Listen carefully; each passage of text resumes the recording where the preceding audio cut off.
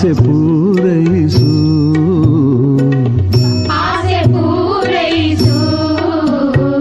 ತಾಯಿ ಶಾರದೆ ಲೋಕ ಪೂಜಿತೆ ಜ್ಞಾನದಾತೆ ನಮೋಸ್ತುತೆ ಪ್ರೇಮದಿಂದಲೇ ಸಲಹು ಮಾತೆ ನೀಡು ಸನ್ಮತಿ ಸೌಖ್ಯದಾತೆ ಆಶ್ಚರ್ಯಮೇತದಭಿವೀಕ್ಷಿತು ಕಾಮಯೇಷಃ ರಾಜ್ಞಾ ಸಹೈವ ನಿರಗಾನಧಿತ ಪ್ರಭಾವಃ